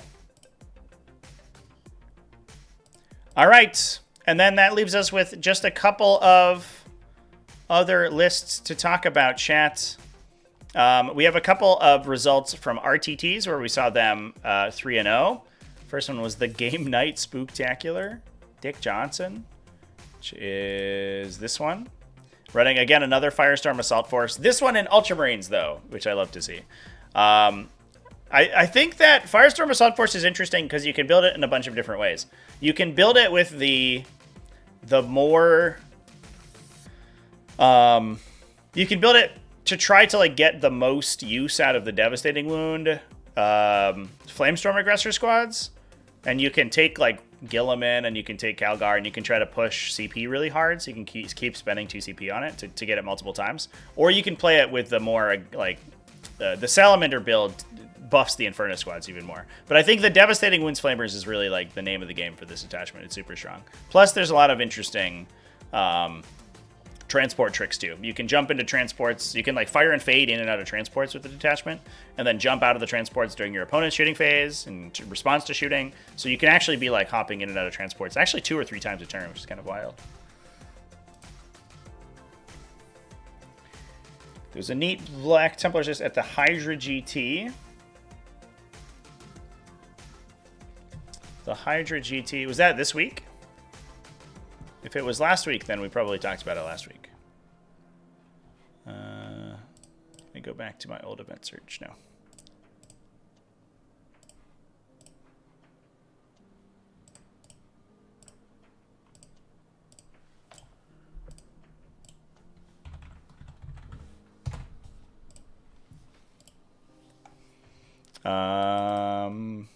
Nice.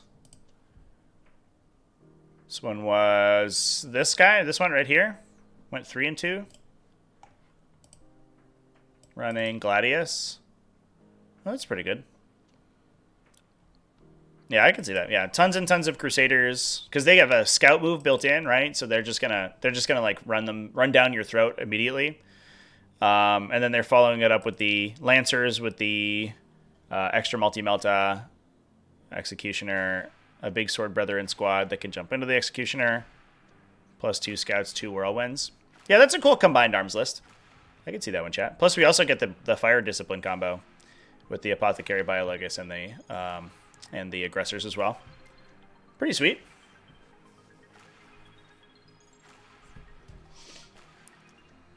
Stefanos plans to use Ironstorm with Fieros and 10 Heavy Intercessors.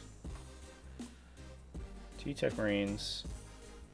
0 damage and lethal. 2 Vindicators, 2 Redemptors, 2 Whirlwinds, Swiss Land Ready. Yeah, I don't know if I rate the Heavy Intercessors. A lot of people like them. And I think they're maybe okay. The issue with the heavy intercessors is that you can't attach Apothecary Biologus with Feros. If you could give them lethal and they could actually do damage, I think I would feel pretty good about them. The problem is that you're spending like tons of points between. It's like a 300 point unit, because they're like 20 something points a model, right? Plus Feros is like 80 or whatever. So you're spending 300 points for a unit that is just a lot of wounds, and I don't know if you necessarily need that in Space Marines. Because they're not very fast, and the detachment does nothing to speed them up, or outside of Armor of Contempt to protect them, besides Feros. So I kind of like that in maybe Vanguard, actually. That might be sweet. Because then they're -1 to hit, +1 save, you get Armor of Contempt them, and they have a Feel No Pain. That's like a lot. That's a lot right there. But I don't know if you necessarily like having more big tanky bricks is not necessarily like what that detachment is lacking right now, because you could take more gladiators or more redemptors or whatever and just sit them on objectives and be hard to kill generally.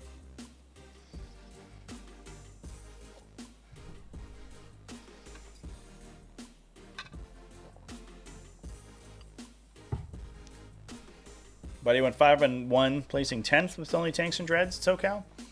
We probably talked about his list then, I imagine. Oh god, what just happened there?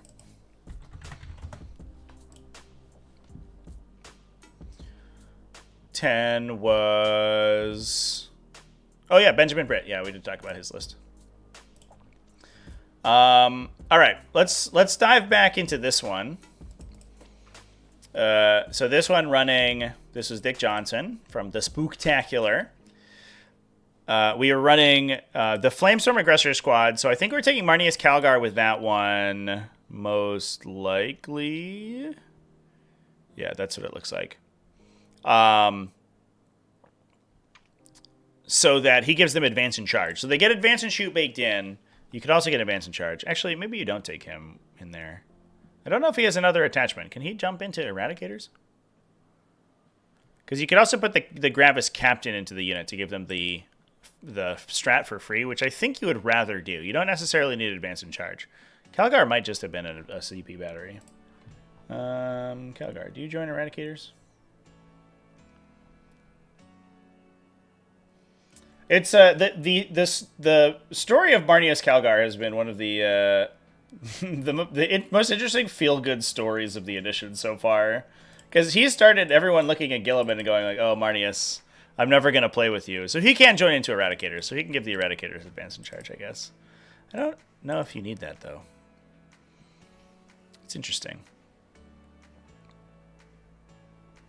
Yeah, and there's no other places for him to go. Honestly, he might just be by himself. This might just be a solo Marneus Calgar. Except that he can't advance and charge without a unit, so I don't know. No idea. Anyway, we then have a Gravis Captain, so he can jump into either one. Plus 3 Eliminators, 3 Inceptors, 5 Infiltrators, 2 5-man Scout Squads, 2 Ballistus Dreadnoughts. I actually kind of love the Ballistus Dreadnought in this attachment, because there's like no downside for it advancing, so they can get kind of fast around the quarters to get lines of sight, because they're just constantly going to be advancing and shooting. So they move like 12 or 13 inches most of the time, which is kind of a lot. Plus 2 Gladiator Lancers with big laser cannons.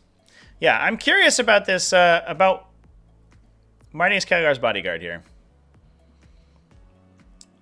because it sort of feels like he doesn't need one. Maybe you just put him in the Eradicators and hope for the best.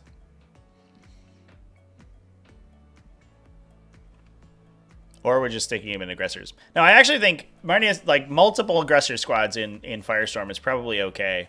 And you could run Marneus Calgar with Bolt Storms, and then grab his captains with Flamestorms, so that you get the strat for free.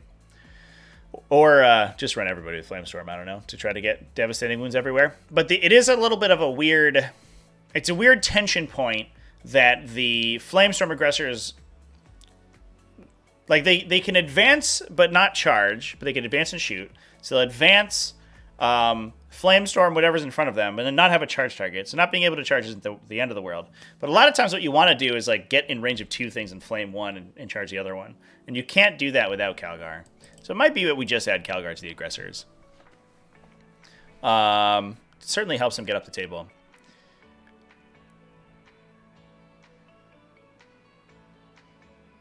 Yeah, I don't know. Seems fine. But I think there's also play with Calgar in a lot of the other detachments too. I think he's good in Vanguard Strike Force as well, because you can put an Apothecary Biologus into his aggressor unit and then forward deploy them with Blade Driven Deep.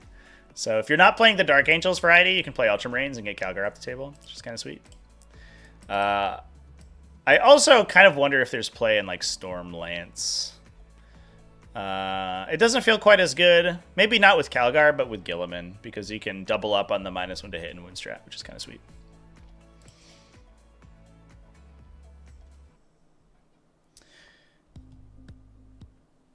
See the damage in Ironstorm, but feel they lack flexibility for scoring.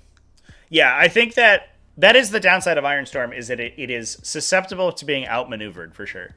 The only like maneuverability buff that you have for the unit is the Machine War character, whoever has the enhancement. So and that's only in an aura. Everything's like a super tight aura. So you want to start the army in this little ingot, and then like sort of explode out from there. But the more spread out you get, the less of your defensive and offensive auras you're in, so the less effective your army becomes.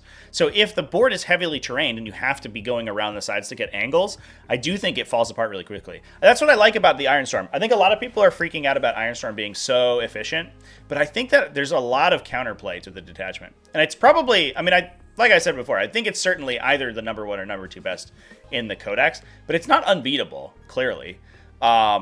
And a lot of maneuverable armies and really good players will just pick it apart. Like they'll get in, they'll get one Redemptor Dreadnought. They won't give you good lines of sight. They won't allow you to like assemble your brick combo. They'll take the side objectives. They'll use lone operatives, and you'll have to like start to break the vehicle convoy apart. And as you do, you'll just get picked off.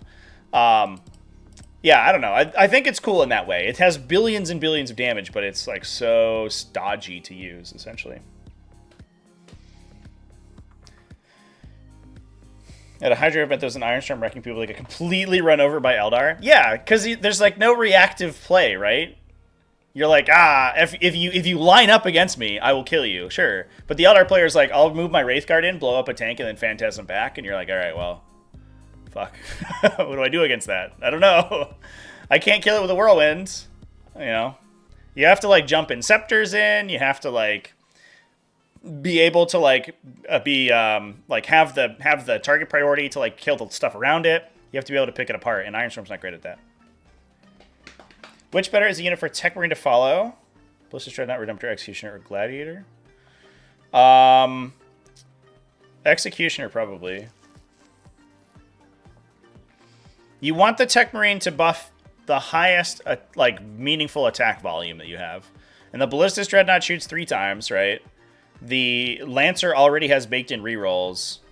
So the Executioner is firing like 1,000,000 times. As long as you have meaningful things to attack with it, obviously. If its defensive array is shooting at other tanks, like, who cares? But if you have important stuff that you want to be doing damage to, you're buffing the big gun, and you're buffing like the 2 or 3 little guns it has, and you're buffing the defensive array. So usually it's whoever's shooting the most times. If it's a Redemptor Dreadnoughts are like usually, I don't know, I think I missed there's a Redemptor in the middle of that post. Redemptor Dreadnoughts are usually in a position that they're attacking very reliable, like very meaningful stuff. So the Redemptor Dreadnought is like probably the actual answer. But early game, you want the Executioner for shooting. All right. Is it a cool or she's idea to stack a Tech Marine with Liesels with 3 Whirlwinds? Yeah, we talked about that earlier. I played 2 Whirlwinds with Guilliman, so you could, if you planked a wound off something, you could Mercy's Weakness both of them. And then they would all be shooting with lethal 5-ups. That was pretty good. That list was sweet. Gilliman's actually just like, I think Gilliman's actually just super sweet for the Ironstorm detachment, because he always plays in an like, he can chain load operative from the Tech Marines, and he always plays in an area of the table that is behind your front line of vehicles anyway, and your opponent wants to come in like aggressively and break your brick apart, and anything they do that with, Gilliman's just going to kill. So he actually kind of stacks the detachment really well, and he has a lot of good battle tactics to use. All right. Where are we at? So this is the other list that went 3-0, I believe. No, this is Hydra. What are we talking about? Here we go. This is another 3-0. This is another Unforgiven task force. And this is kind of what we talked about before. No Repulsor Executioners. But we are running mass Terminators. An Ancient with Penitent of Remembrance, the Field of Pain. Terminator Chaplain with the respawn. A Deathwing Strike Master with the buff. I believe that gives him +1 strength and attacks and +2 if you're battle shocked, I think. This is the battle shock, like reverse battle shock matters is like such a funny synergy for Dark Angels. Like I really like it. I like it when they play with interesting mechanics like that. I just wish... Yeah, +1 attack strength and damage, +2 if you are battle shocked. I just wish... I think in all of these cases where you have a really corner case like triggering effect, there should be some way to count yourself as battle shocked by themselves. I think it's the same for the Anvil Siege Force for Space Marines, where it's like everything triggers on whether you remain stationary, but remaining stationary is so rare in a normal game of 40k, you should have a strat to do it. And I think you should have a strat in this one, like a reverse Insane Bravery. You're like in your command phase, you're automatically battle shocked instead of automatically passing your battle shock. You automatically fail. Or like an enhancement that gives you like an aura where you choose whether or not to be battle shocked if you take a battle shock check. Like that kind of stuff would be kind of cool. There needs to be more control over them, I think, for these attachments to work. But clearly it's working for these guys, because we saw 2 Unforgiven Strike Force do well. So big Deathwing Command Squad, a little Deathwing Knights, 2 5-man Deathwing Terminators. These are shooty... oh no, one's melee with Lightning Claws. So we have a shooty Plasma Cannon unit, a like infantry sweeper Deathwing unit, plus the Knight unit, plus the big huge command squad where all the characters go. Then we have the Hellblaster squad for Azrael. He just lives inside a Hellblaster squad for the entirety of his career. A Redemptor Dreadnought and a 5-man Vanguard Veteran squad.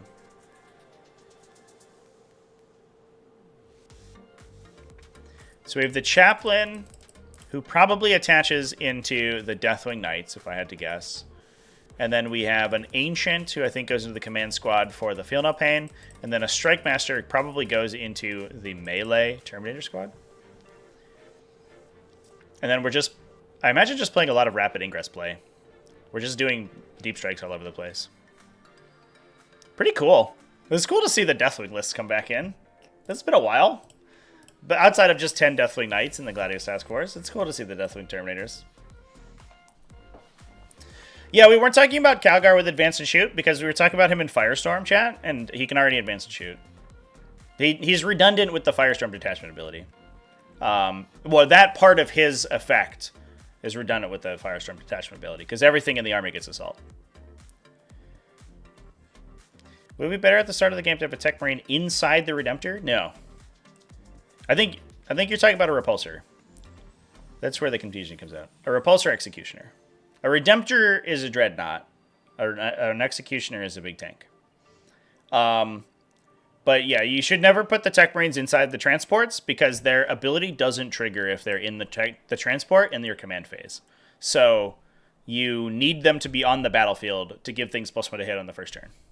If you don't foresee yourself needing +1 to hit on the first turn or their heal, then it's fine. Like if you can hide your whole army and your opponent's not going to do anything to you if you go second, it's whatever. Then just disembarking the Tech Marine gives you extra movement. But you shouldn't plan on it most of the time, because largely you want to be able to buff yourself if your opponent goes like all in and runs up the middle of the table, and then you're like, left with a Tech Marine standing in a transport who can't do anything, which would make you sad. Remain stationary should never be a strategy.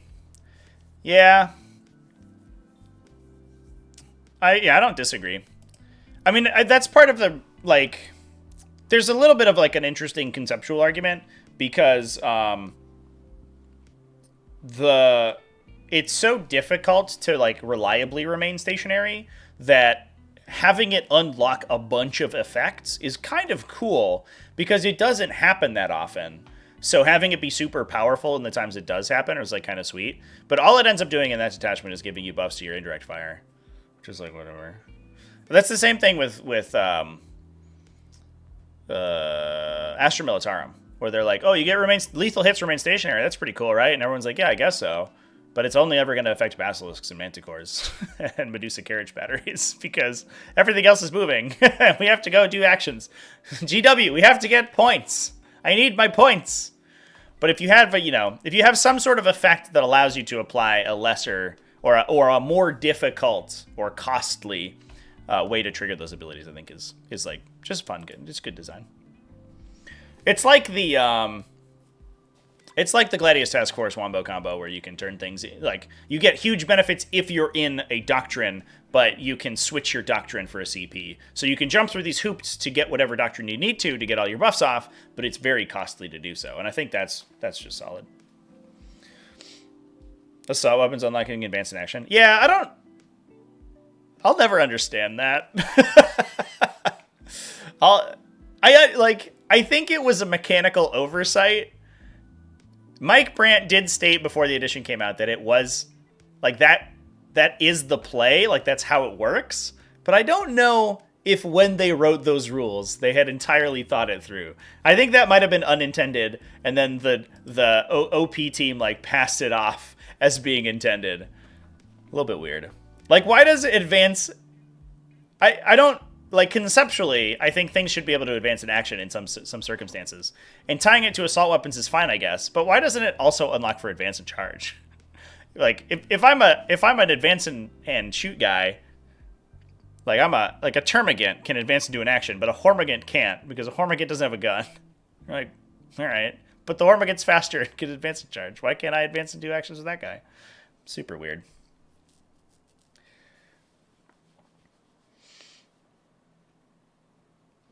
Are there any Space Marine detachments doing really well? So Ironstorm is doing the best, I believe. I haven't looked precisely at the statistics.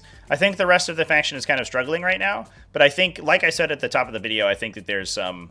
there's a little bit of, like, growing pains with the new codex. I think the new codex is harder to play than Gladius Task Force was. I think, like I said before, I think it's a side grade in power level. So... I think we'll see Space Marines do much better in the next 2 weeks or so as people work out their builds.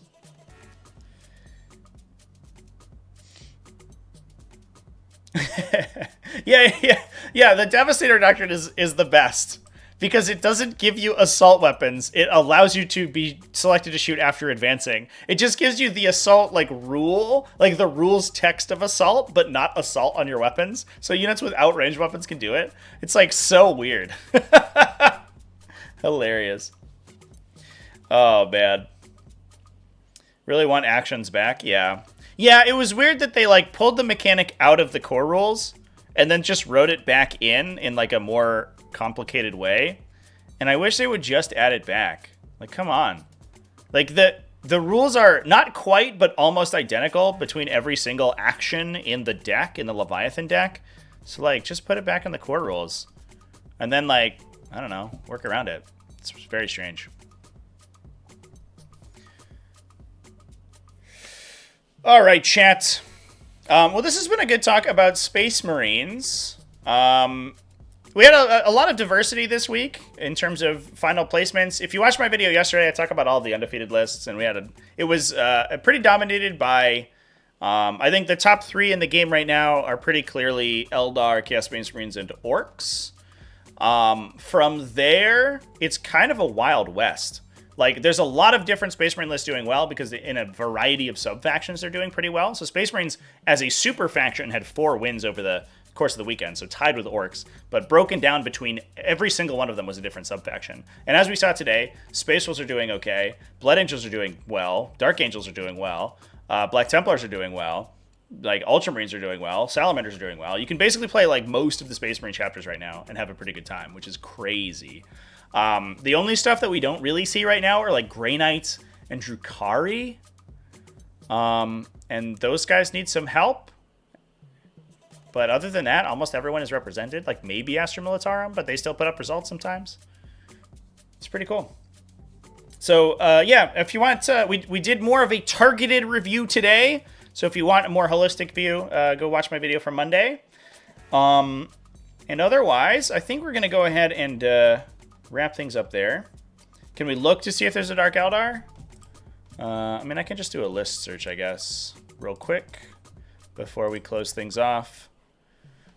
I should have... We did stream some Dark Eldar last week, and that should be up later this week on the replay channel. This is a pretty good game. You could kind of see where, like, the power of Dark Eldar, but it was, it was probably like the worst matchup I think possible, and the dice didn't really go as well their way, which is a little bit sad. All right, let's look for some Drukhari real quick here, chat, before we sign off.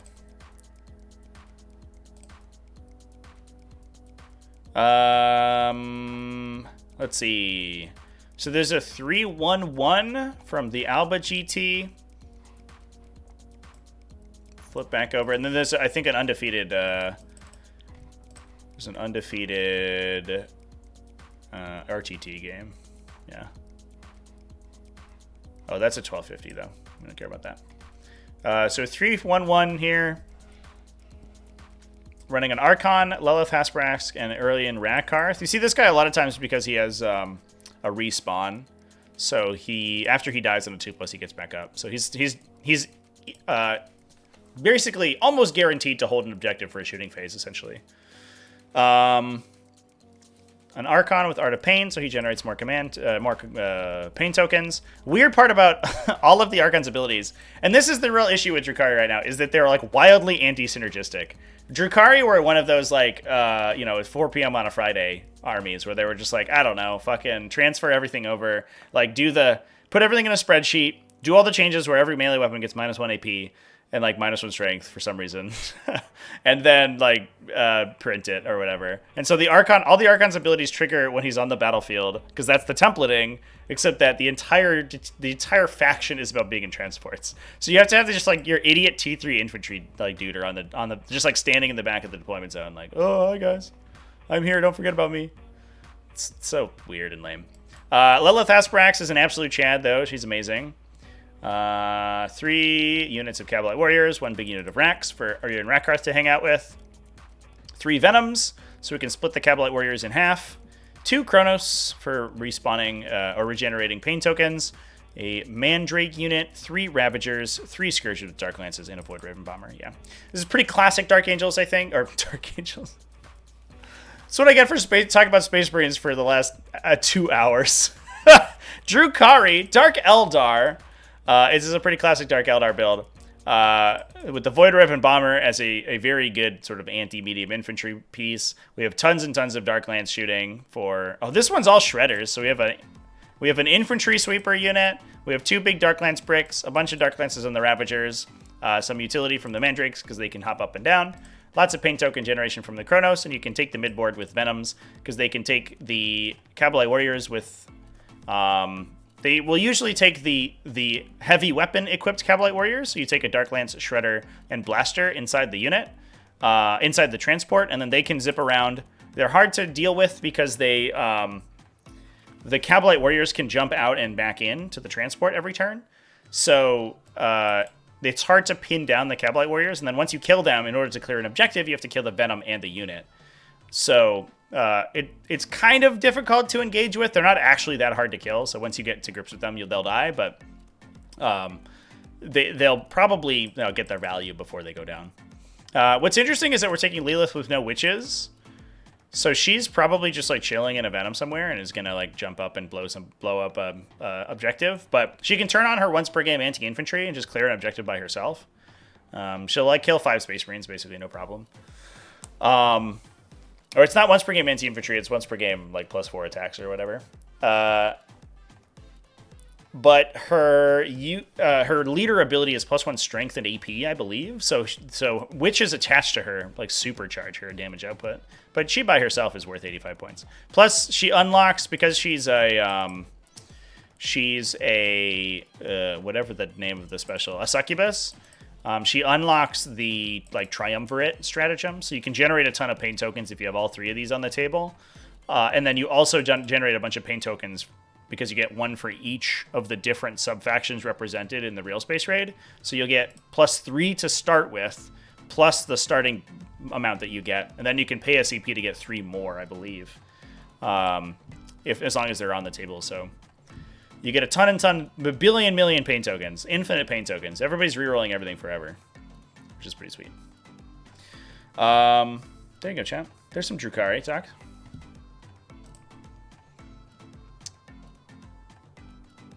I also, a friend of mine told me that he went undefeated with Drukhari at an RTT, but I don't see it. They might have not ended it. I'll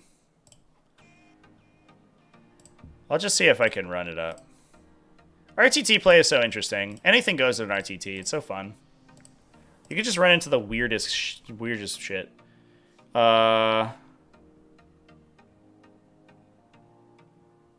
What was the name of the event? I'm gonna switch back to myself here for a sec, because I think I'm on the list for it. Oh no, I wasn't.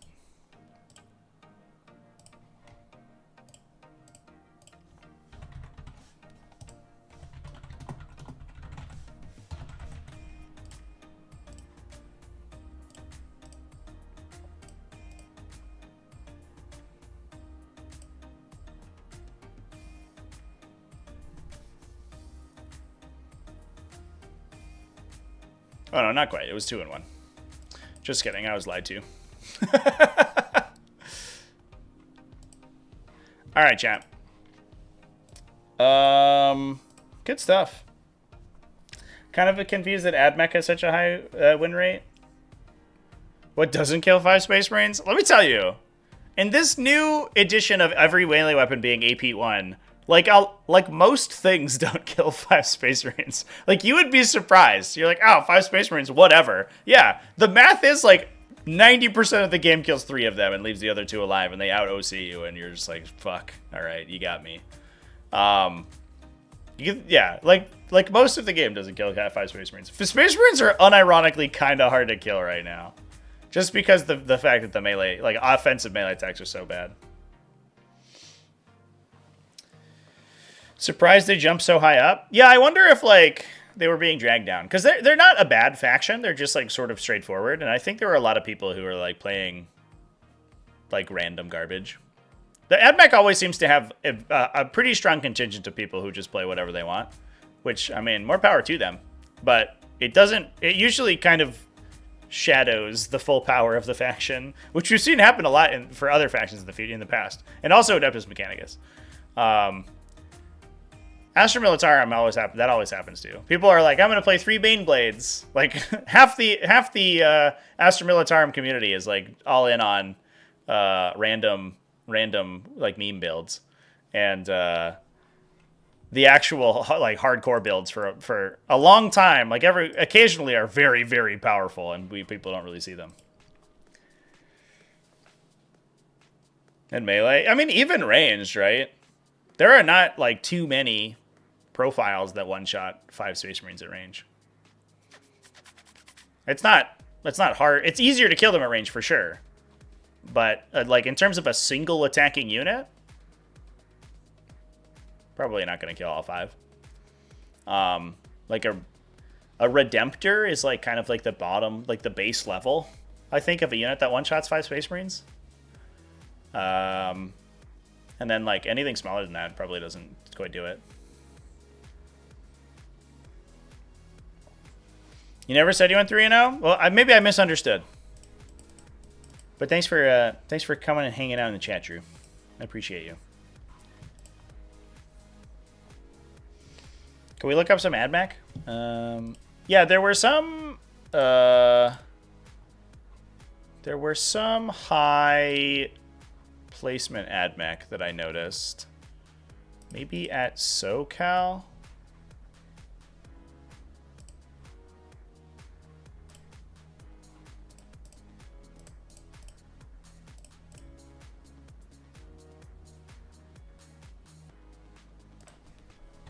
I'm just gonna do this.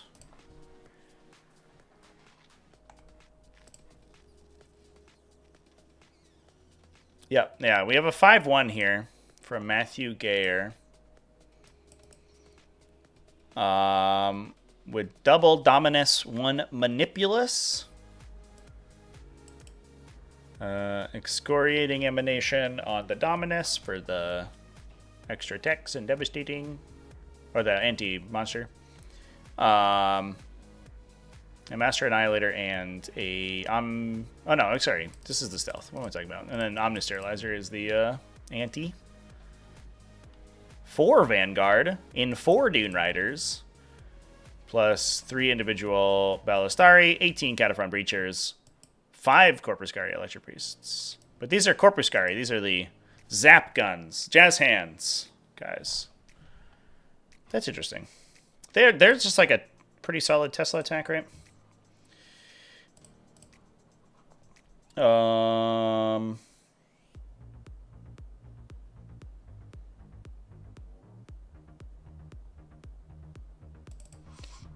Here they are.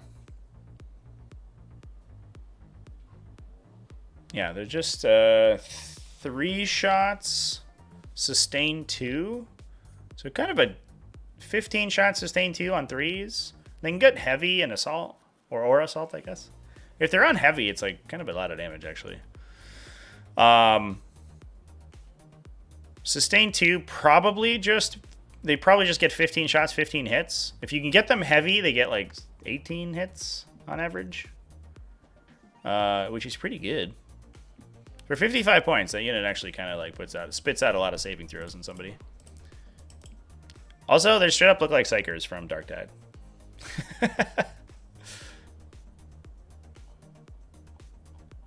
There you go, chat.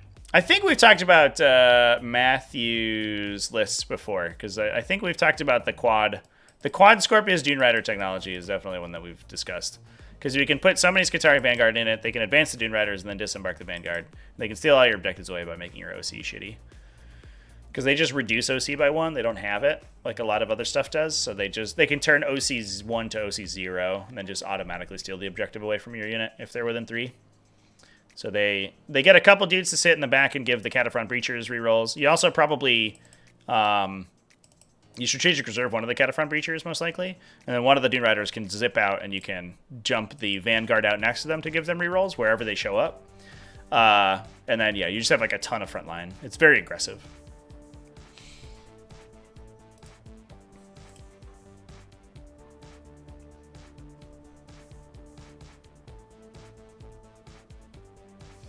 So there you go, chat. We looked at some additional AdMac, more AdMac. That is where I will leave it because I do have some other work to do. So I'm gonna go ahead and hop off.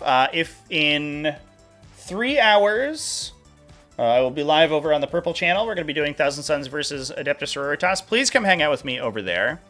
If you are in the Discord, you can also expect an announcement within the next couple of minutes because I'm going to set up all of the channels right now of the new GT. So we're going to be doing a new Grand Tournament Singles event for TTS 40k. So you can come hang out with that and get some prizes and some placing points and all that good stuff. And otherwise, I'll see you in the flip side, everybody. Thanks for coming and hanging out with me. Yeah. So I'm gonna hop off. Remember to keep it classy. Have happy wargaming. Do all that stuff. And I'll see you in the next one. Cheers, everybody. And have Have a good one.